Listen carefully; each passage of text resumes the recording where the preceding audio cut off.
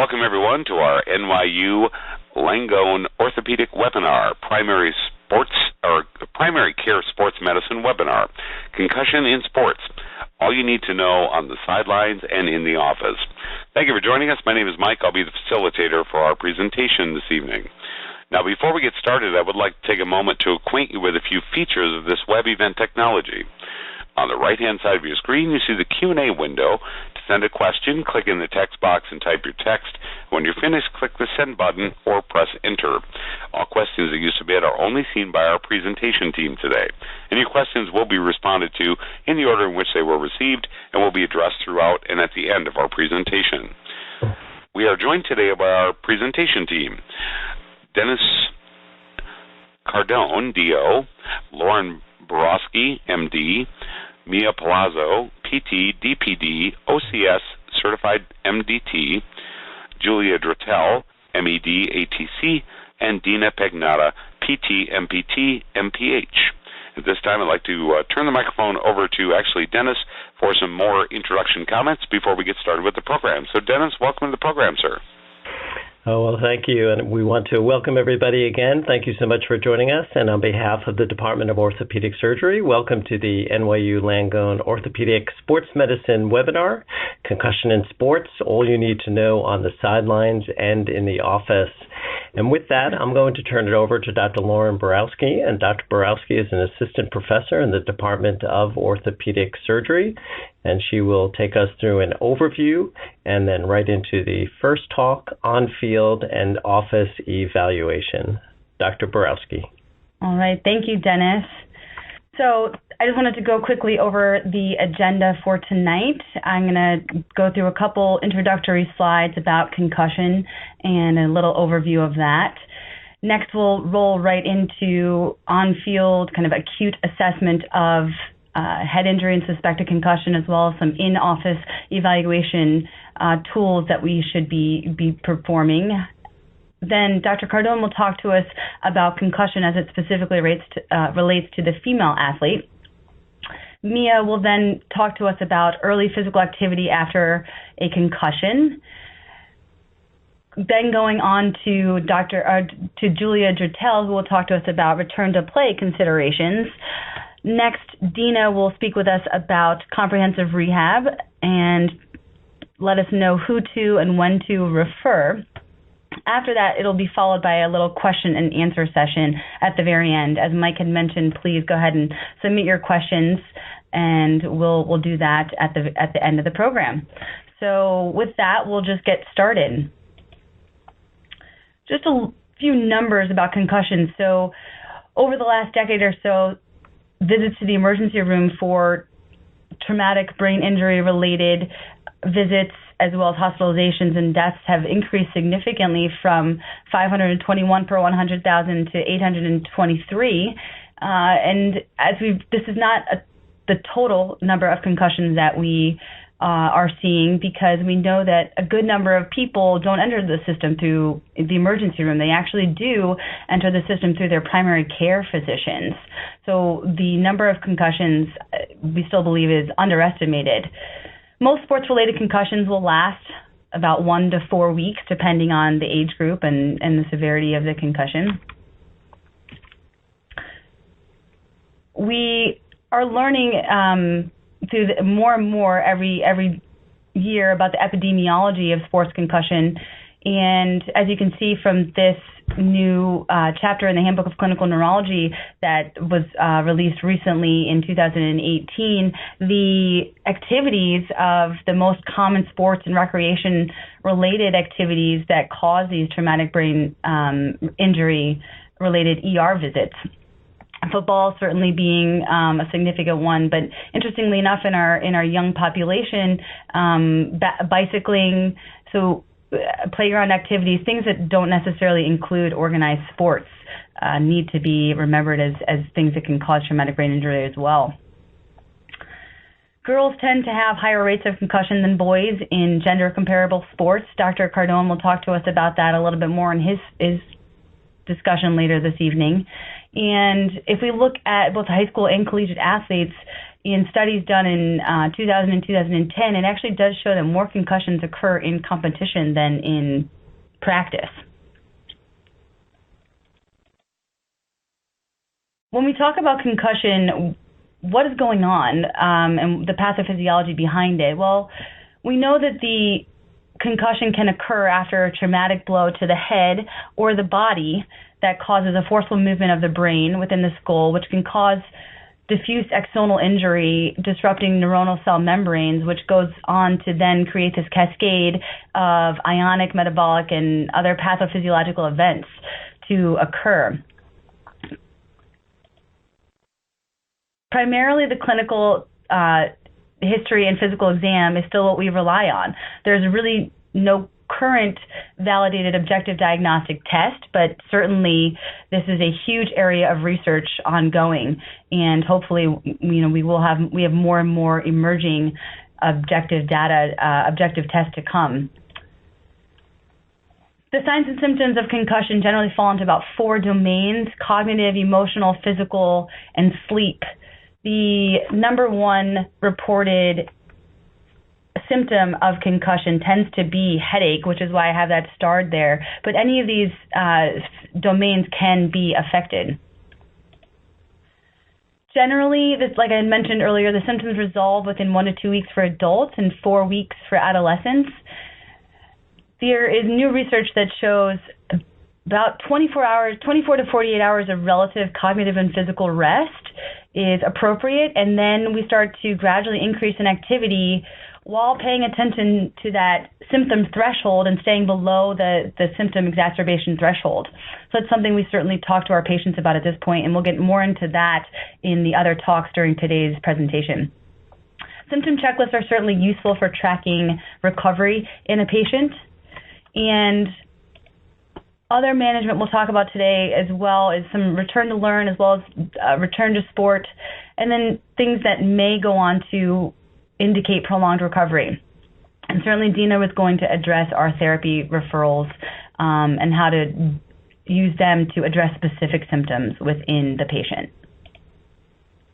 So with that, we will go on to our next part of the webinar. And we're going to talk about the on-field assessment as well as in-office evaluation for concussion. I don't have any disclosures. So these are my objectives tonight, is just to review components of the acute evaluation of suspected head injury as well as components of the in-office evaluation for concussion. Initially, the goal of the sideline assessment is to really decide whether or not you think the athlete has a concussion. But first and foremost, we really want to remember that it's important to do our emergency management principles, to go through those. We want to make sure circulation, airway, breathing, and the C-spine evaluation are done and appropriately so. Reasons that you'd want to remove a player immediately is if you suspect a concussion, immediately remove them from play. If there's a loss of consciousness or more serious signs for concern, like an impact seizure, tonic posturing, or any sort of gross motor instability. Like I mentioned, if there is a concussion that's suspected, you certainly want to remove the player from further play in order to do a further evaluation. You should ideally perform the evaluation in a distraction-free environment. If it's very clear and obvious that the patient has a concussion, there's really no need to do additional sideline testing. You're going to sit that player out for the rest of the day anyway. There's no return to play on the day of injury of a suspected concussion. Currently, we're using the Sports Concussion Assessment Tool 5. The 5th edition of this is what we often use on the sidelines. And I'm going to go through certain points of this currently. So immediate or on-field assessment, you want to look for those red flags being neck pain, tenderness, double vision.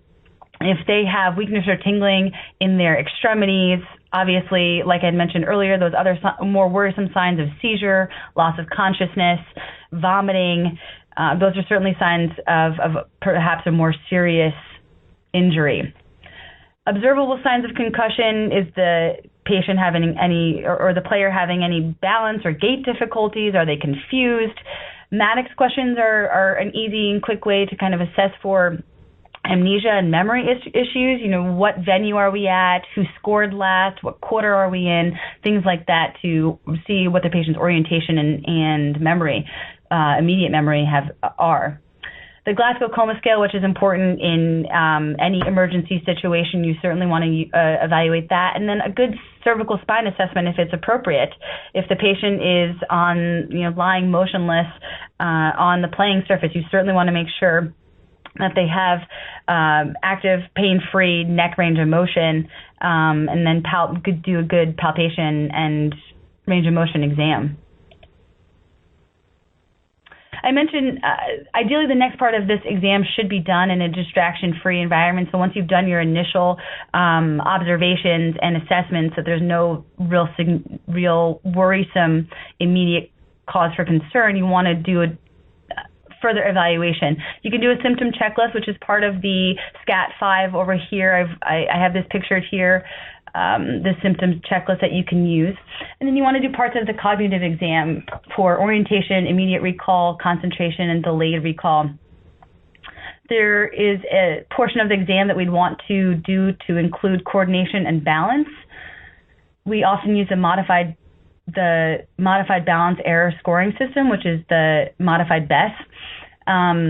And then some sort of rapid picture or rapid number naming is often done on the sideline. I have two examples here of what those look like. At NYU, we started using this one called the Mobile Universal Lexicon Evaluation System, and then this one, which is the King Divic.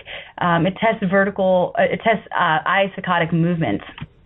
Another thing that if you don't have one of those available would be to look at vestibulo-ocular motor screening, which is a tool that was developed by the folks at the University of Pittsburgh, and it's a sensitive tool to help identify concussions. There are vestibular symptoms in about 67 to 77% of sports-related concussions, and ocular symptoms occur in about 45% of these. So it's a helpful tool to identify concussions.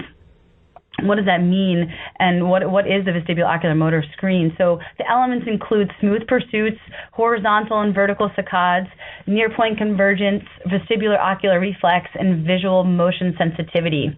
When you ask the patient to do these motions, you're going to assess for a headache, dizziness, nausea, and fogginess. This is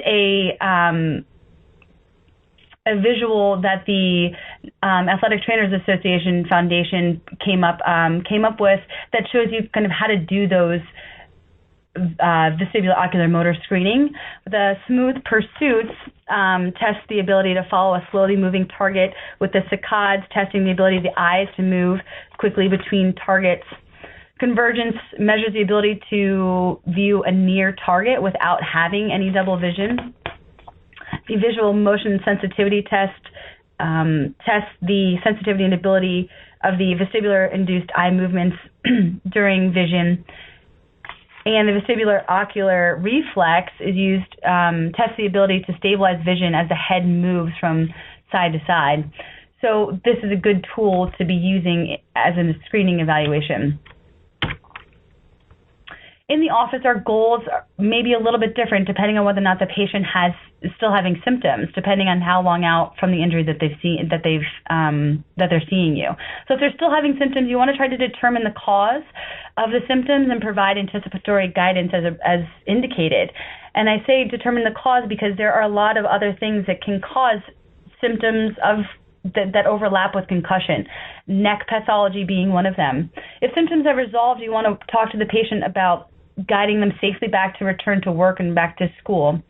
As I mentioned earlier, there's no validated objective tests right now to confirm a concussion. So largely our diagnosis is on history and physical exam. So you want to take a comprehensive history. We often do use a symptom checklist in order to track their progress. The examination should include parts of a neurological, musculoskeletal, balance and coordination, vestibulo-ocular, and ophthalmologic exam, as well as mental status. Cranial nerves can be injured after seemingly minor head trauma, and these may be under-recognized in concussion. Cranial nerve 1 is actually the most commonly injured nerve in those with just mild traumatic brain injury, which we consider a concussion to be. And so perhaps we should be testing this a little bit more often. It can be done with keeping certain pungent objects in the office setting. Often like an alcohol swab may work, or an orange peel, something that they would recognize and be able to smell. Manual muscle testing and reflexes are really to evaluate for more significant pathology. There's really no significant data to show manual muscle testing and deep tendon reflexes are actually affected by concussion. The musculoskeletal exam absolutely should include a head and neck exam. As mentioned, the neck injuries can cause symptoms that overlap with concussion, and they often occur together. So we want to palpate for tenderness, check their range of motion, and do a Sperling test to see if they have any sort of signs of nerve impingement. The balance and coordination portion of the exam often includes a BESS or a modified BESS, but there is some questionable reliability of this and perhaps some poor sensitivity. And it also does take several minutes to do in the office. So more and more research has been done as to what other things can we be using to test these things. Tandem gait and coordination tests like finger to nose may be a little bit more useful and more sensitive. Tandem gait while doing other tasks, so dual task tandem gait, like having the patient recite their months backwards while doing the tandem gait, can also be pretty sensitive. The Romberg test, not so helpful for vestibular issues, so may not be necessary to do. As I had mentioned before, the vestibulo-ocular movement screening can be really helpful in the office setting, so we recommend doing some sort of vestibular-ocular exam during your in-office. That can include looking for nystagmus, the saccades, smooth pursuits, near point of convergence, vestibular ocular reflex, as we talked about, and the visual motion sensitivity. Mental status part of the exam can include orientation, immediate and delayed memory recall, and concentration, and those we often do just from the SCAT-5, so we do often repeat parts of the SCAT-5 within the office. Certainly it's important to remember that mood and affect can be affected after a concussion, and it's really important to know whether or not somebody may have had issues with this prior, as depression and other mental health conditions can increase your risk of prolonged recovery. I want to just mention briefly a quick note about vital signs.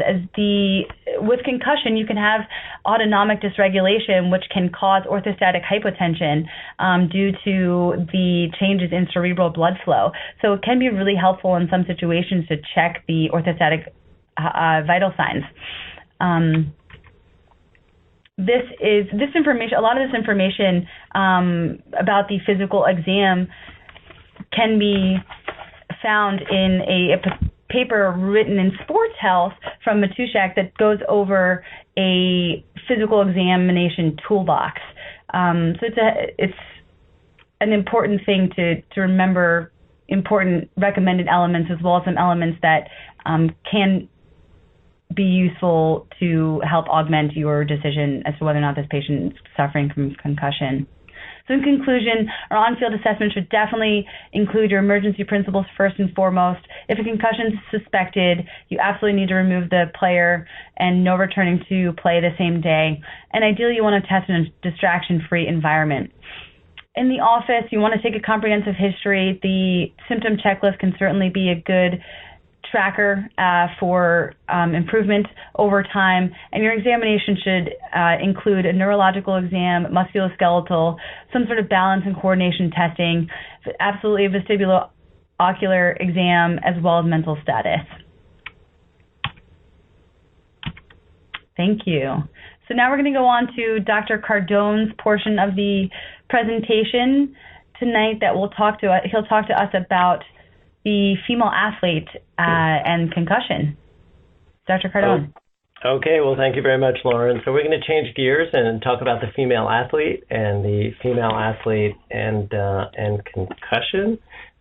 This is my disclosure. And these are the topics that we'll talk about and gender-related differences with regard to these topics. So let's first touch upon the epidemiology and the difference between male and female and incidence of concussion. And this was a nice study that was done by Resch et al. In a Clinicus of Sports Medicine in 2017. They looked at data over 20 years from 1995 to 2015, both in high school and collegiate sports. And overall, male athletes do sustain more concussions than their female counterparts. However, when you take into consideration female sports with a male equivalent, for example, basketball or soccer or lacrosse, female athletes do sustain more concussions when compared with their male counterparts for those sports. In the Journal of Athletic Training in 2017, O'Connor et al. Also looked at differences in concussion prevalence, and he looked at 27 sports and 147 high schools. There were a total of 2,004 sports-related concussions. And as we'd expect, football was number 1 rate, boys lacrosse number 2, girls soccer number 3. And among sex-comparable sports-related concussion here was 56% higher in girls than boys. And interestingly, in this study, girls had a 4 times greater concussion rate in softball compared to boys in baseball. And when you look at other studies that have compared boys to girls, the rate has typically been closer to 2 times greater in females compared to males. And the difference possibly in this study may be explained because they were using many contact sports in this study, such as crew and golf. Here too, Tsushima in 2018 also looked at a younger age population, looked at over 10,000 middle school and high school athletes in 12 different sports in Hawaii. So this was published recently. Over 1,250 concussions, which was a pretty high number, 12% of the athletes in those age groups. Who was the highest risk? It was the older youth, so more the high school athletes. Females here too, 1.5 times greater concussion risk, and anyone, male or female, had a history of prior concussion. Interesting when you look at that last piece of data on the slide, for some reason track and field made it into a common sport for concussion. So the big question here is why? Why are we seeing more females? Why are they at increased risk for concussion? So one plausible reason for this increased incidence of concussion in female sports is decreased head segment mass, leading to an increased angular velocity after potential concussion impact. So studies that have been done, and there was a study in 2003 that showed that as the head mass of an athlete increases, there is a decrease in the linear and angular head acceleration. So Tierney and his group in 2005 looked at this in males and females, and they found that the female head-neck segment mass was 43% less than males and neck girth 23% less than males. And overall, females exhibited significantly greater head-neck peak angular acceleration by about 50%. They also showed that there was 50% less isometric strength in females compared to their male counterparts. But like many things, the data is fairly conflicting. And here was a study in the Journal of Athletic Trainers in 2005 in a smaller population. But in this study, they actually found no sex difference in kinematics, EMG, or stiffness values. So here's an important part that we all need to pay attention to, are the hormonal effects of concussion. And many studies have shown that alterations in pituitary function are well documented in both male and female traumatic brain injuries and concussion. And progesterone and estrogen, time and again, have shown to have neuroprotective effects for the prevention of mild TBI. Well, Wonderly et al. In 2014 looked at 144 women with concussion and followed them for 30 days and came up with this withdrawal hypothesis. And what happened here was that they found that women who were in the luteal phase of their menstrual cycle when progesterone was high actually had worse outcomes than when the hit or the concussion was sustained in the follicular phase when progesterone was low. So the feeling is that there's this withdrawal of going quick from high progesterone to low progesterone as a result of the concussion leads to worsening symptoms and worsening outcomes. There's also been shown to be a protective effect for women taking oral contraceptives. Here's also looking at hormonal effects and SNOOK in the JAMA Pediatrics in 2017.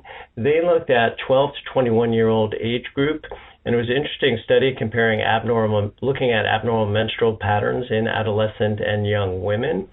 And they followed them out 120 days after a concussion and after an orthopedic injury. These were two separate populations. And interestingly, 23.5% of the population who had concussions had abnormal menstrual patterns compared to 5% of those who had an orthopedic injury. So I think it's an eye-opener for all of us that for all females, and we should be certainly asking or discussing with them about their menstrual cycle, and that they may have significant change, especially in the 2 to 3 months following their concussion. When we look at neuroimaging, in the past there have been many studies looking at female athletes with a history of concussion, and they have found that those with concussion compared to those without concussion has shown microstructural alterations in the hippocampus, primary motor cortices of the frontal lobe, and the corpus callosum. These are two studies that you're seeing on the slide here. Radiology 2014, Fakhran et al. And Salman et al. And both of these studies, if you look at them, the first one showed just acute mild traumatic brain injury, and the other one looked at over a hockey season, looking at subconcussive head impacts following both male and female hockey players. And both studies used a fusion MRI, and both did show differences between female and male athletes. The next study was done out of Doug Smith's lab at University of Pennsylvania, and they looked at axonal structure. This was an interesting study. It was actually looking in vitro, looking at both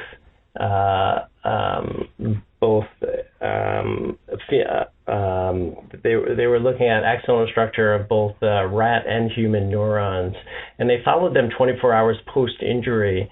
And interesting, for the rats and the humans, and certainly not too often you see the same in one study, but there was significant more swelling and greater loss of calcium signal functioning in the female neurons compared to the male. So there was overall just more extensive axonal pathology following concussion in females compared to males. Reporting bias, this is something that we hear a lot about, and in general, most studies have shown that females are more likely to report symptoms of a concussion to an authoritative figure. So on the bottom of the slide, this was a good study out of AJSM in 2015, a survey of 797 former collegiate athletes.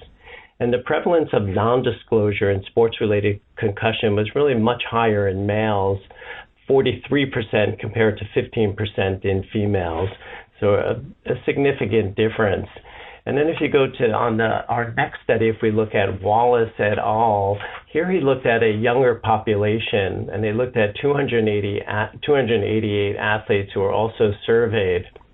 And here too, female athletes were more likely to report their concussive symptoms to an authoritative figure. Let's turn to baseline symptoms and differences between males and females in baseline symptoms.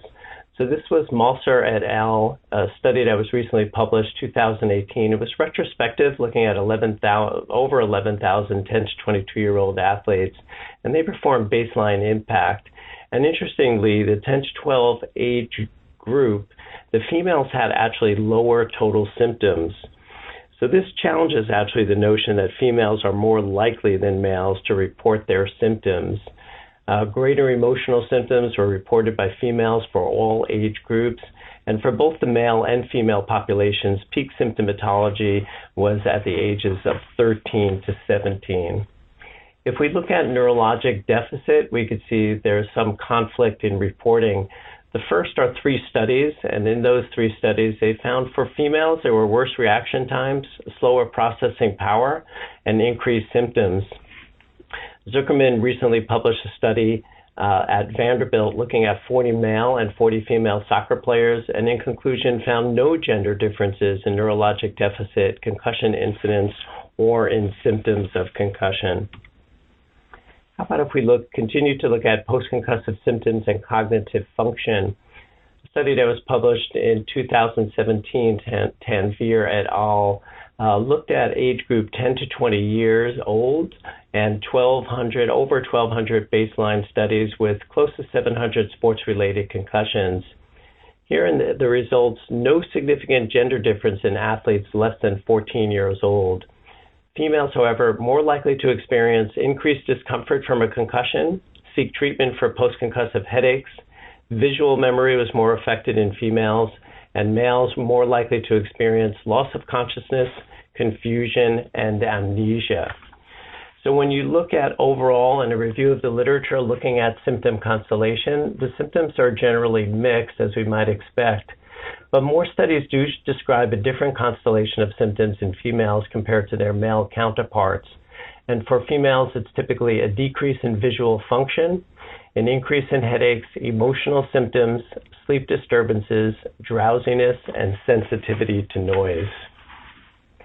How about recovery time? So we'll look at a couple of studies here. In HASM in 2015, Ono et al.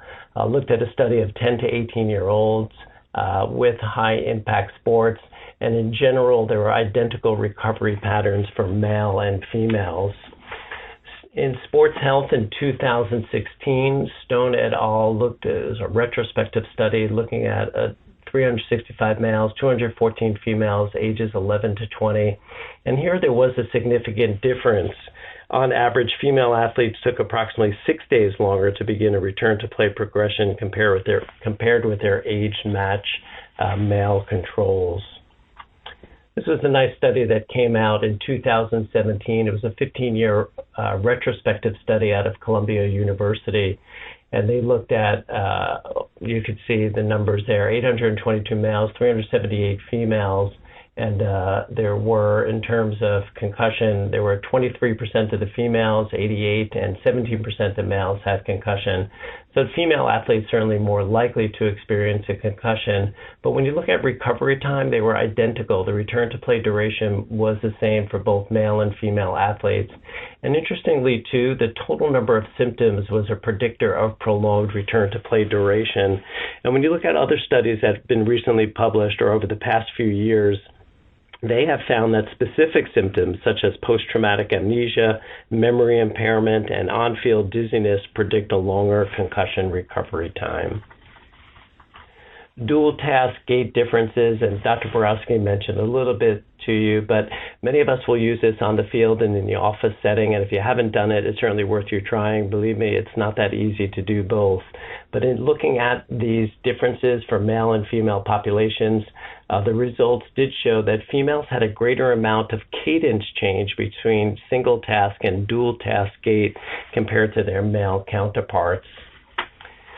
I'm going to finish the discussion with this, which I think is something that we should all pay close attention to, and that's the risk of lower extremity musculoskeletal injury after a concussion. And there were two studies that have been recently published, one in 2017 and one in 2018. In the first study that you see, Herman et al., they showed that lower extremity musculoskeletal injuries occurred at a higher rate in concussed athletes, 50% more so compared to matched non-concussed athletes who experienced 20%. So the odds of sustaining an injury were almost 3.5 times higher in concussed athletes. And in a similar type study, Houston in 2018 showed that female athletes with a sports-related concussion had a greater risk of reporting an ankle or knee injury compared to athletes without a history of sports-related concussion. So these statistics really are significant and concerning, and something that, again, we all should be paying attention to, and potentially we're not doing such a good job in any way when we look at these data points. So considerations that we should all take into account is, one, increased risk that may be due to persistent subclinical effects of concussion, impaired neuromuscular control, persistent alterations in neurocognition. So perhaps our return to play guidelines are insufficient to protect our athletes. And in addition to what we're typically doing, probably we need to also incorporate or develop some tests to measure neuromuscular control. and probably as part of our post-concussion strategies, some specific rehab dedicated probably to the lower extremities and specifically some type of strengthening coordination type programs. So again, something that we should pay close attention to in our athletes who sustain concussion. In summary, there is a lack of concrete evidence data in terms of differences in male and females. Best evidence for differences in neuropsychologic test performance, symptom reporting, and neck strength. So likely, as we all know, we should be treating all of our athletes the same, and we really shouldn't make much difference whether it's female or male athletes in terms of the concussion, and we should individualize all our care. But one thing that we should recognize, certainly in our female population, are certain changes that we talked about that would be important, certainly not to miss, like menstrual irregularities, like potentially a longer return to play duration. And also the last part was the risk of injury after concussion to ankle and knee related, potentially to neuromuscular control. Thank you very much, and I am going to turn it back over to Dr. Lauren Borowski. All right, thank you, Dr. Cardone. So next we're going to have Mia Palazzo talk to us. She is the Associate Director of Physical Therapy at Rusk Rehabilitation at NYU Langone. She's been practicing for 17 years, primarily in the area of adult orthopedics, with a focus on mechanical spine disorders and concussion-related neck pain. Mia. Thank you, Dr. Borowski. And I'm here to talk about the importance of early physical activity after concussion. So here are my learning objectives for this evening. So in order to understand what intensity of activity we should prescribe to an athlete's status post a concussive event, we really need to take a look at the historical perspective of activity for this diagnosis. Activity guideline recommendations have dramatically changed even as recently as 3 years ago. Let's take a quick look at the recent history of rest in concussion management. The Concussion in Sports Group, or CISG, was developed to provide recommendations addressing the important topic of improvement of health and safety in athletes who have sustained a concussion. The first CISG group got together in Vienna in 2001. The recommendations around management and rehabilitation from that time were as follows, and I quote, "Important principles state that the athlete be completely asymptomatic and have normal neurological and cognitive evaluations prior to the start of the rehabilitation program. Therefore, the more prolonged the symptom duration, the longer the athlete will have sat out. The athlete will then proceed stepwise with gradual incremental increases in exercise duration and intensity and pause or backtrack with any recurrence of concussive symptoms. Therefore, at this point in time, if an athlete had any symptoms, they were not to start any type of activity. The longer the symptom duration, the longer they sat out." And this recommendation of rest is best continued in some form through the 2012 CISG. The basis for this recommendation was research performed on animals. The research demonstrated that the concussed brain is in a very vulnerable state that places it at increased risk of delayed recovery should it sustain more trauma or experience undue physiological stress before metabolic homeostasis has restored. A consequence of that research and these recommendations was the advice of strict rest. Experts began to believe if some rest was good, even more rest should be better, and this led to the practice of cocooning, or refraining from all physical and cognitive activity until all symptoms have resolved. It wasn't until the group met again in Berlin in 2017 where new recommendations surrounding rest and activity finally emerged. The rest recommendation that came out of Berlin stated the following: Most consensus and agreement statements for managing sports-related concussion recommend that athletes rest until they become symptom-free. Accordingly, prescribed rest is one of the most widely used interventions in this population.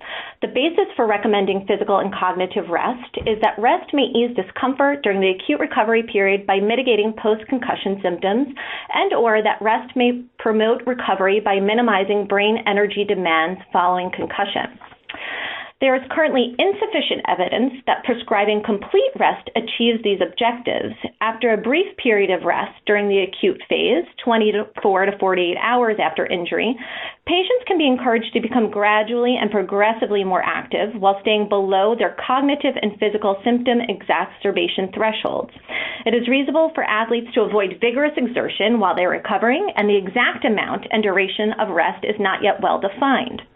So this really did two things. One, it recognized that there was not enough evidence that supported prescribing complete rest. And two, it started to provide clinicians some guidance on how we should educate our patients on activity during the acute phase of recovery.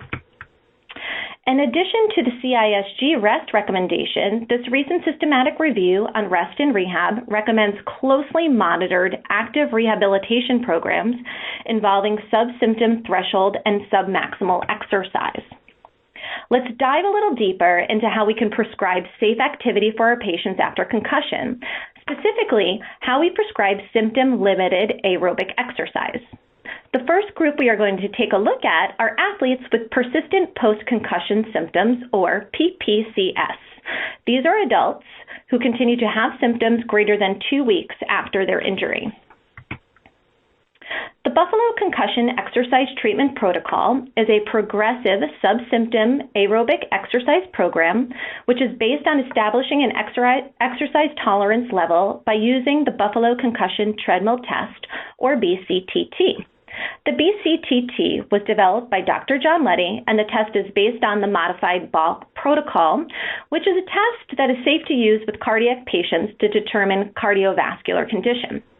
The BCTT and the exercise protocol have been deemed safe and reliable, and they can aid in recovery for patients with PPCS. It also happens to be the most well-researched controlled exercise program for patients after concussion. So in order to understand how to implement the treatment protocol, we need to understand how to do the test. The first thing we need to determine is 80% of the athlete's age-predicted max heart rate, and we need to put that number aside for our exercise prescription. We then take baseline information on the athlete. We take heart rate, blood pressure, and an overall symptom score using a visual analog scale, like the FACES scale you see below. The patient then starts walking on a treadmill at a speed anywhere between 3.2 and 3.6 miles per hour, and this really depends on how tall they are, and they start at a 0% incline. The incline is then increased by 1% each minute while they maintain that starting speed. The patient's perceived exertion is assessed using a Borg scale, and in the Borg scale, 6 is considered no exertion and 20 is max exertion, and their heart rate is recorded every minute. So every minute we're recording exertion and heart rate. If an athlete is still performing the test at 15 minutes into it, the speed is then increased by 0.4 miles per hour each minute. In order to be eligible for the test, the athlete should have received a complete medical examination by a qualified physician. Reasons an athlete may be ineligible for the test are presence of cardiovascular disease, respiratory dysfunction, vestibular impairments, and any other orthopedic lower limb injuries. The test is not recommended if the patient is at risk for falls, and it is not recommended for someone who is feeling quite symptomatic, which on that VAS scale equates to a 7 out of 10 or higher. So when do we stop the test? Well, symptom exacerbation, as defined by an increase in symptoms as measured by the VAS by 3 points. So this could either be an increase of their original symptom report. For example, they reported a headache at baseline at 2 out of 10, and now they're at 5 out of 10. Or they can now report a new symptom. For example, their headache increased from 2 out of 10 to 4 out of 10, and now they also report a new symptom of dizziness. The second reason for stopping is that they reach their voluntary exhaustion as measured by the Borg, which is 17 or greater. After the test has ended, there should be a cool down period, and then all vitals should be reassessed. So when someone really has true exacerbation of physiological concussion symptoms on this test, it usually or typically occurs earlier into the test and at a lower rate of perceived exertion and heart rate. These athletes will not be able to push through. It is important to distinguish this presentation from other symptoms which can occur at max exercise later on in the test. In order to prescribe the exercise treatment protocol, we must establish the submax threshold heart rate or the target heart rate. This is 80 to 90% of the achieved heart rate on the BCTT. We ask the athlete to perform aerobic exercise of 20 minutes per day at this target heart rate with a 5-minute warm-up and a minimum of a 5-minute cool-down. They should perform this 6 to 7 days a week, and the athlete is told to stop exercising if they have symptom exacerbation, which is defined as a 2-point or more increase in pre-exercise baseline symptoms. We are able to repeat the Buffalo concussion treadmill test every 1 to 2 weeks to establish a new target heart rate and new exercise prescription based on that heart rate.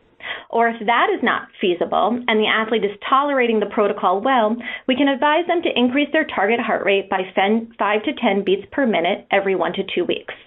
This process is repeated until the athlete can exercise to voluntary exhaustion at greater than or equal to 80% of their age-predicted max heart rate without symptom exacerbation for several days in a row.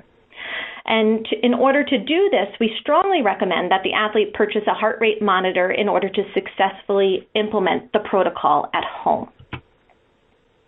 I wanted to highlight that subsymptom aerobic exercise has also been deemed safe and beneficial for the adolescent population with prolonged symptoms, which are symptoms lasting greater than 4 weeks after injury. In this study, the authors compared subsymptom aerobic training to full body stretching. The subsymptom aerobic training group had greater improvement in symptoms, concluding that subsymptom aerobic training is beneficial for athletes with persistent symptoms. Another point to highlight is what mode of testing the clinician should use or choose when implementing this exercise test. While the test was originally developed using a treadmill, it has recently been adapted for a bike. The clinician considers using a bike when a patient has a positive vestibular screen or a vestibular diagnosis where excessive vertical motion will exacerbate their symptoms. Also when an athlete has involved cervical injury or if our patient is at risk for falls. So we know that controlled aerobic exercise is safe with those with persistent post-concussion symptoms, but what is its utility within the first week of recovery?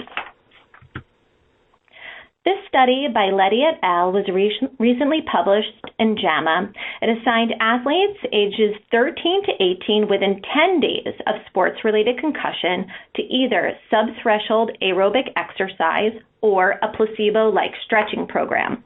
The results were that recovery was longer for the stretching group, 17 days versus 13. However, they did not find that aerobic exercise significantly reduced incidence of delayed recovery, but the authors do believe that more research needs to be done exploring impact on delayed recovery. So in conclusion, what should we be telling our athletes? Well, one, refraining from all activities or cocoon therapy is definitely not beneficial and actually may be harmful after a sports-related concussion. 2, a brief period of rest up to 48 hours is recommended, followed by gradual and progressive activities while not exacerbating symptoms. Also, subsymptom threshold aerobic exercise can be used to treat persistent symptoms post-concussion in both the adolescent and the adult athlete population. And last, early symptom threshold aerobic exercise, or within 10 days of a concussive event, speeds recovery in adolescent athletes. So thank you very much, and I'm going to turn it back over to Dr. Borowski. Thank you, Mia. All right, so Julia, you're going to hear from next. Julia Dratell is a certified athletic trainer with professional experience in both Division I and Division III collegiate athletes. In her role with the Concussion Center here at NYU, she's responsible for clinical programming, supporting our ongoing research, and developing educational programs for the community and healthcare professionals. Julia is a National Athletic Trainer Association Young Professional Committee's representative for the state of New York and serves on the New York State Board of Professions for Athletic Training. Julia, the stage is yours. Thank you, Dr. Borowski. Today, I'm gonna kind of continue off of what Mia was saying and talk about activity, but in this case, in regards to clearance.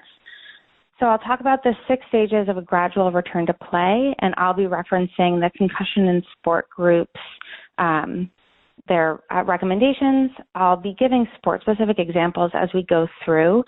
And additionally, as it's been mentioned multiple times, this process is very individualized. So I'll also be discussing how and why you might modify this process.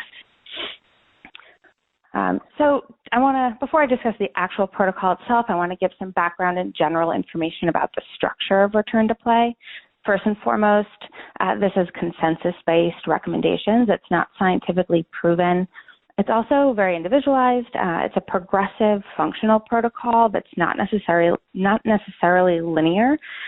So you might have steps forward and backwards along your way to get to that final stage of clearance. Dr. Borowski also mentioned that you don't begin return to play for the first day, so you need to rest and remove the athlete on the day of injury for at least 24 hours.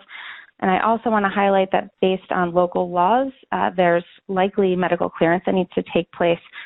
So knowing what your local jurisdiction is important. And also from a structural standpoint, you can only introduce 1 phase per day. So you can't zip through all 6 phases the day that they start feeling better. This is a visual of the 6 phases. Again, only 1 step per day. And if there's no increase in symptoms, you can go from the rest to light activity and onward, progressively taking the 6 days. But if there is an increase in symptoms, the patient should be instructed to discontinue activity, similar to how Mia was explaining for the Buffalo concussion treadmill test. Additionally, the patient should let the entire medical team know that that happens so that they can be aware. And additionally, on top of the medical team, any coach or parents that are involved, and they should back up the following day. So if they are doing non-contact drills and are having an increase in symptoms, they would stop, go back to sport-specific drills at the following practice, and then potentially progress through again. The guidelines I want to apply, and it's been mentioned previously, is that this applies to all physical activity that this patient might be doing. So organized sports or even hobbies, the weekend warrior. And for children, it's important to understand that there's also physical education classes and recess, and additionally just roughhousing at home. So everyone should be communicating about all aspects of physical activity that the patient might be experiencing. There are also some special considerations to keep in mind where you might want to really slow down this 6-stage process. For example, if there's been a really long process for return to school, they're falling into the delayed symptom group of greater than 4 weeks in children or 2 in adults. If it's an adolescent that plays a high concussion risk sport or position, you might want to be a little bit more careful. And if they have a history of concussion or pre or comorbid conditions that might predict that they have a future prolonged recovery, you slow down. And finally, keeping in mind that especially if they've had a long recovery, they're likely deconditioned if they haven't been doing this treadmill test. And I'll explain later kind of when you would want to slow down that specific phase. So first is rest. And as Mia mentioned, you really want to keep this as brief as possible. This is symptom-limited cognitive and physical activity, just activities of daily living. You may introduce some active symptom management, which Dina will talk about. But the highlight here is to avoid getting trapped in the home jail. We don't cocoon anymore.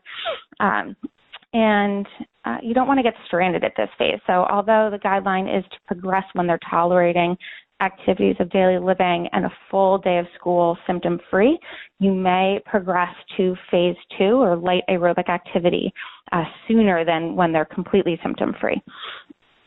This is very similar to that Buffalo concussion treadmill test. Essentially, this would be that phase 2 would be the Buffalo concussion treadmill test. 10 to 30 minutes of light activity. You can do walking or biking if they are having a lot of symptoms with vestibular stimulation, ultimately getting to jogging. You can also introduce core exercises and stretching. And you should definitely introduce this for those stuck in phase 1 where they're really just not showing any progress, but it is also safe to introduce this as early as day 2. Phase 3 is where the sports kind of start coming into play. And again, this is kind of where you would start if they are doing active rehabilitation. The highlight here is that the athlete is in control of their motion. They're not reacting to another person.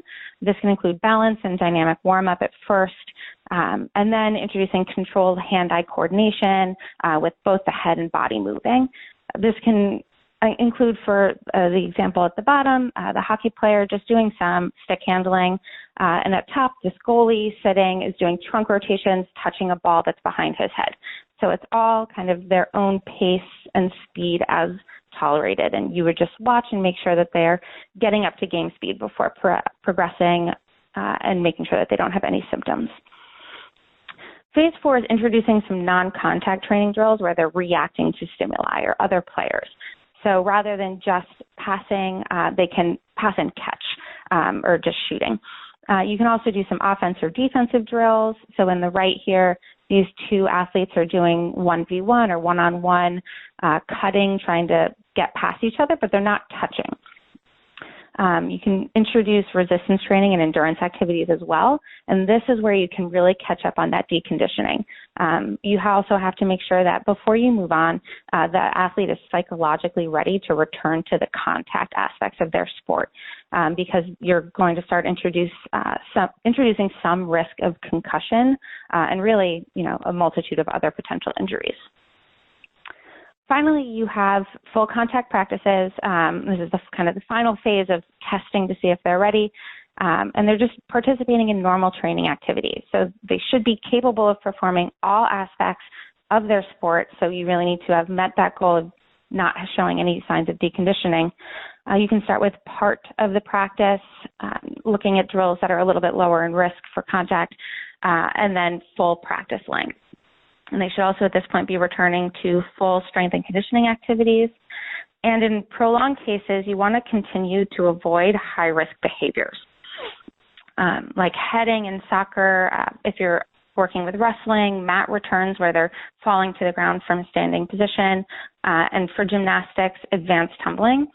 And it's important at this phase where if you're not familiar with the dynamics of that particular sport, that you have a conversation with the athlete or the parents, or potentially, hopefully, with the coach or an athletic trainer who's a little bit more familiar. For example, for gymnastics, it's very important to understand what their skills are going in. If cartwheels are all that they're able to do, you want to move more slowly. But if they're doing multiple tricks in a row and doing full layouts and aerials, you can progress a little bit more specifically with the coach, doing one task at a time, like just cartwheels or round-offs, eventually stringing them together and getting to the more dangerous stunts. And for goalies, for instance, here at the bottom, obviously part of the sport and normal training activities is diving. But you can start in a kneeling position like this and introduce some of that contact with the ground and reacting to the ball, or live shooting, and then move to a standing position. So again, as all other phases, you want to make sure that they're tolerating all of this activity, all of the contact practices with no return of symptoms. And it's important here that they get this practice in. A lot of athletes and coaches will be frustrated if the day that you would be introducing full contact practice is a game. but it's important that they don't participate in that game and that they actually go through phase 5 to make sure that they can handle the live contact. Finally, you have return to sports. So now they've been cleared and you feel confident that they can participate in their sport. But I do want to highlight that you should continue to monitor for symptoms and make sure that even once they've started the return and they've been participating in games, that they truly are feeling well. So in summary, in the beginning, you want to manage the symptoms, progress through the phases as tolerated. But as Mia mentioned, you might want to consider light activity early, and as Dina will discuss next, some targeted therapies to address those symptoms to allow them to progress through the return to play phases.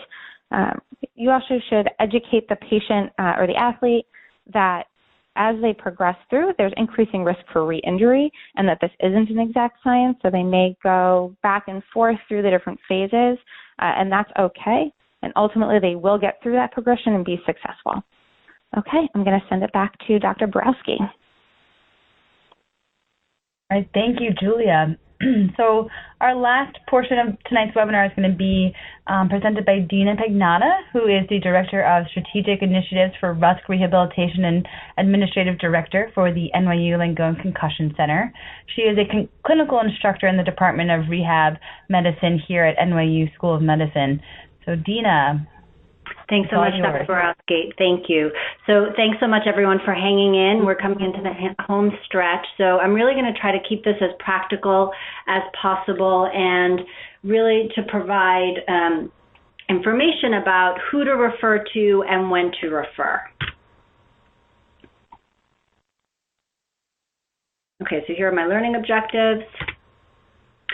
And so it really does take a village to manage a student athlete who has sustained a concussion. And as we've learned, 80 to 90% of adults who experience a concussion will fully recover within 7 to 10 days. And in the pediatric population, it's within 4 to 6 weeks, as Dr. Borowski mentioned earlier. But how do we manage those who have prolonged symptoms? And also, how do we manage the pediatric population that is in this recovery phase? And how do we guide them and their families through the initial phases of recovery to minimize the social impact of being out of school and being out of sport? Research has shown that the early diagnosis and proper treatment can reduce recovery time. So it's really imperative that we identify and treat the deficits as early in the process as possible. And it's also extremely important to understand who is managing the care of the athlete in the school system and who the team consists of. So this schematic shows, every possible team member who may be involved. This may not be the case for every athlete, obviously. It may be one or two, or it could be all, but important to recognize. So we really need to understand where the symptoms are coming from. And one way to look at that is by categorizing the athletes into symptoms across subtypes. So understanding that there may be some crossover. So the subtypes that are outlined in this algorithm are physiologic, vestibular, ocular, and cervicogenic. So after the full physical exam and the BCTT, it can be performed to help localize the persistent symptoms to the neurologic subsystems that will then help to guide the initiation of targeted therapies. Or it will confirm that the patient is physiologically recovered and can begin the return to play protocol at stage 3, as Julia just mentioned. If a patient has physiologic post-concussion disorder, he or she may have minimum symptoms at rest, but with cognitive or physical activity, the symptoms are exacerbated. So the treadmill test helps to quantify that physiologic recovery and to distinguish between the subtypes. If the patient experiences a symptom-limited threshold, then the patient would fall into the physiologic post-concussion disorder subtype and should begin a submax exercise program. With patients that have symptoms at rest but do not exhibit a symptom-limited threshold with the BCTT, then there should be further evaluation to determine if they fall within the vestibular-ocular or the cervicogenic subtype, and that I'll be talking a little bit more about. And a further subcategory to recognize within each subtype is the consideration of cognitive or the psychological component and migraine. So we really need to look at this in totality in order to manage the athlete properly. So Mia talked a lot about exertion testing and the importance of active rehabilitation. Athletes can begin to become deconditioned within 1 to 2 weeks of inactivity, which can manifest as fatigue and or irritability and sleep disturbances. So these symptoms may be overlapping with the symptoms from concussion. So please keep that in mind. Who to refer? Anyone that you suspect may not be physiologically recovered, or anyone who you want to confirm is physiologically recovered. So we can take them through that BCTT, and this can be done by either a physical therapist or an athletic trainer. Anyone who has persisting symptoms is very important to refer for exertion testing and therapy to establish that subsymptom threshold for exercise. And we've learned from Dr. Letty's most recent study that this can safely be done within 2 days post-injury. So really, activity early on is important. Vestibular rehab, as Dr. Borowski mentioned, there is a large percent of patients who sustain sports-related concussions who do have vestibular symptoms, and something to keep in mind is that if there is dizziness at the time of injury, that is a predictor for prolonged recovery. So it's important to ask that as part of your interview. Who do you refer? So in terms of reports, the patient may report, the student athlete may report that there is dizziness or there's postural imbalance. They may report that they just feel off. Many times they have a hard time articulating exactly what their vestibular symptom is. They may be foggy. They may report that they're having motion sensitivity in the car or on a bus or the subway. In terms of deficits that you'll find clinically, the vestibular ocular reflex, testing for saccade, smooth pursuit, balance testing, time tandem, the BESS, functional gait assessment, looking at convergence, are they breaking earlier than what is the norm? BPPV, which is benign positional paroxysmal vertigo, if the patient is reporting that the room is spinning, then it may be an indication of the crystals being loose, and a Dix-Hall pike can be done to determine that. This is not as common, and it's not very common in the pediatric population. We do see it more in the adult population, but if the patient is reporting the room spinning, something to definitely think about. Now, there is not a lot of research to say exactly when to refer, but we're talking about a student athlete, so we want to have them reintegrate into school as soon as possible. And if they're experiencing these symptoms, they're not going to be able to get back into the classroom. So a referral to a vestibular therapist is warranted within 2 weeks of injury, because we want to get them back into school as soon as possible without over-medicalizing their symptoms. PT for the spine, both Dr. Borowski, she went into this to a great degree. Mia touched upon it as well. If the patient is reporting neck pain or stiffness, decreased range of motion, and in your exam you're finding that they have muscle spasms or tenderness of the paraspinals, tenderness along the distribution of the greater and lesser occipital nerves can correlate with their headache patterns as well. Range of motion, when you're assessing range of motion, also keep in mind what movements are evoking vestibular symptoms. There can be a crossover between cervicogenic dizziness and vestibular dizziness. So doing a thorough neck exam is extremely important because cervical dysfunction can be the source of headaches, dizziness, and proprioceptive dysfunction. And when to refer, this can really be at any phase of the injury, because addressing the problems that the patient is reporting with the neck may be really important for then allowing that athlete to continue and be referred to vestibular therapy. If their neck pain is limiting their ability to move their head, then they won't be able to participate in vestibular.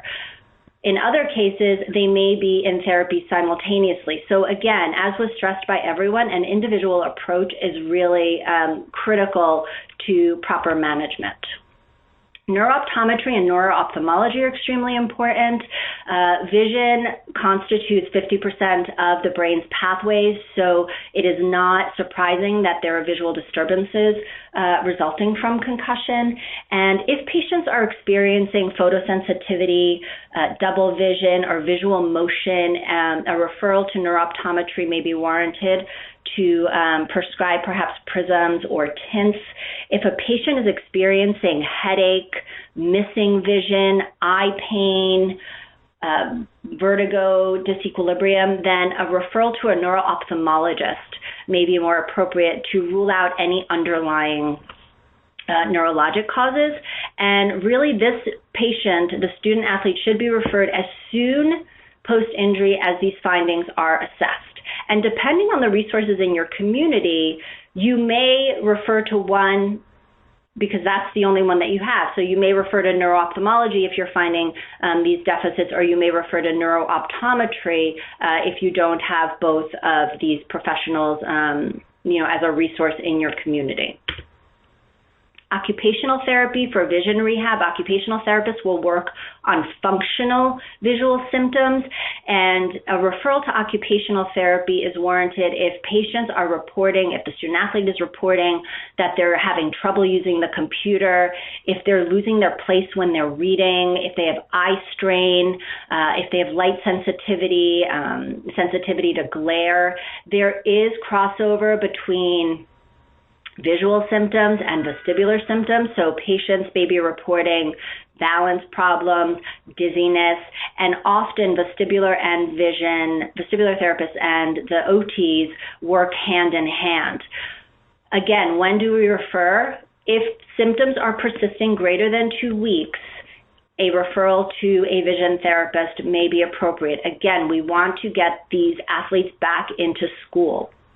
The longer they're out, the longer the incidence of the sequela of being out. The social isolation, depression comes into play. So really important to get them back into the school system. Neuropsychologists play a critical role in managing the care of the student athlete after sustaining a concussion. And early referral is recommended. So referring within 1 to 2 weeks post-injury, the neuropsychologist is not going to be doing extensive neuropsych testing within that period. But what they will be doing is they will be providing education and reassurance, which has shown to improve outcomes. And in addition, they'll be working with the school and the medical team to develop the return to learn plan and to implement appropriate accommodations to allow for early reintegration into school.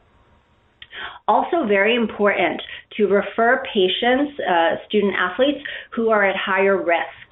So anyone with a history of depression, anxiety, a learning disability, even more reason for an earlier referral. And take into consideration what their emotional symptoms were before the concussion. What teenager is not irritable, anxious, moody, and sad at some time, right? But how does that compare? How do these emotional symptoms compare to how they were before the concussion? And that's really important to recognize and to consider. Speech-language pathology plays an important role, and we're seeing more and more of speech-language pathology being on the medical team. And in some communities, the speech-language pathologist may be the one who is managing the cognitive dysfunction. They may also be appropriate to refer to if the student athlete is expressing word-finding difficulties or they're having speech anxiety. And the the speech-language pathologist can also play a major role in return to learn. So many schools have speech-language pathologists on staff, and if that is the case, this medical professional can really help with reintegrating the student into school and identifying the appropriate accommodations. When do we refer? If the student athlete is reporting the difficulties that are described for greater than 2 to 4 weeks, then they should be referred for an evaluation.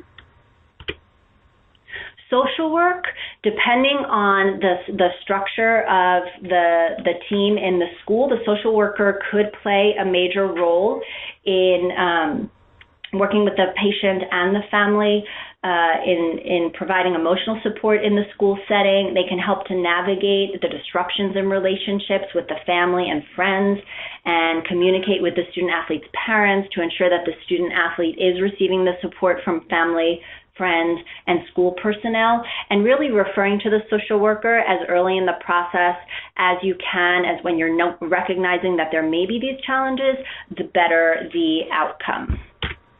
Vocational rehab, I include this slide because vocational therapists do work with college students and can help to identify what accommodations they may need and help to identify if they're able to perform certain tasks. Every state has a vocational rehab service, and the resources on the right of this slide can be used to find out what those resources are in your state. So what I'd really like to leave you all with is the importance of the rehab team in concussion management. There is no cookie-cutter approach to success, but really an individualized, comprehensive multimodal model is the most effective, stressing the importance of identifying those yellow flags or those predictors for prolonged recovery early in the process, so that systems can be put in place to minimize the chronicity and to reintegrate into school and sport. Because the most important piece of this is to get these student athletes back to school. They are not able to engage in a return to play protocol until they are fully integrated into school. So I will leave you with that, and I will turn it back to Dr. Borowski. All right. Thank you so much, Dina. So now we're going to open up to the question and answer portion of the presentation tonight. And we've had a couple of questions come in, and we'll start with this one about the study on lower extremity injuries that happen after concussion. Dr. Cardone, can you talk a little bit about was this particular study ever looked at in males, and are there difference in male lower extremity injuries after concussion as well? So that's a good question. Actually, if you looked at the slide, there were 2 studies on the slide, and the second study that the question's addressing was the Houston study.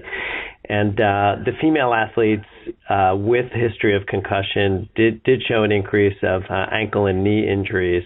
There was a male counterpart population in that study as well, and their numbers weren't significant, whereas the females' numbers were significant. In the previous study, it was for both female and male population with an increase of lower extremity injuries. Back to you, Lauren. All right. Well, thank you, Dr. Cardone. There was another question about how early do we actually begin the subthreshold aerobic exercise in adolescence? And I know Dina just talked a lot about when to refer, but I was wondering if Mia and Julia, if you could just chime in a little bit about when you think that we should start having, particularly our adolescents, begin with subthreshold exercise. I can start, and then Julia, if you want to add anything. So I think with the study that Dina and I mentioned before, the one by Letty et al. In 2019, early subthreshold aerobic exercise for sport-related concussion for the adolescent, it was prescribed, or it was performed as early as 48 hours after the concussive event and up to 10 days. And it did show, that study, that there was improved recovery for the aerobic exercise population. I think what we want to really take home from that study, if we look at it more holistically, is that really kind of moderate exercise after the first 48 hours is probably safe when you're maintaining this subsymptom threshold. So while we can do a very specific progressive aerobic training, we also want to just make sure these people are moving. So that's something I kind of wanted to get in there as well. Well said, Mia. Great. Thank you, Mia. All right. So one of the other questions that we can discuss a little bit amongst the group is the time frame on when to begin labeling youth and adolescents as post-concussion syndrome. And so one of the first things I'd like to just comment about on that question is, I think as a community, we're really trying to get away from the use of that term, post-concussion syndrome, and we start talking more about persistent symptoms, persistent concussion symptoms, rather than the use of the word syndrome. And as we've talked about throughout multiple segments of this webinar tonight, the adolescent population does take longer to recover overall, and typically. So, I certainly wouldn't start labeling a adolescent with persistent concussion symptoms until at least we're at that kind of 4 to 6 week mark, because we know that they can take longer to recover overall. Other thoughts from the group? Yeah, we've definitely gotten away from labeling post-concussion syndrome, and one of the problems too, as you were talking about, Lauren, is there's never been a uniform definition for post-concussion syndrome. And like has been mentioned all along tonight, is every concussion is individualized, and certainly we're finding in a younger population, symptoms are lasting longer and longer. But more and more, we're hearing less about post-concussion syndrome. There's just no uniform definition for it. And just like you said, calling it more persistent concussion symptoms. All right. Thank you, Dr. Cardone. One of the other questions I'll also throw out there to you, Dr. Cardone, is, and the rest of the group, is about allowing self-guided return to play protocols if a patient doesn't have access to an athletic trainer or a PT to supervise. So what's some of the advice that you guys are giving to your patients in practice? Yeah, it really depends clearly on where you're practicing and what type of population. Obviously, in the high school and college population where you can have the advantage to have athletic trainers available, this isn't a concern. But certainly in the community, sometimes there really is not a good medical professional to look after their return to play protocol.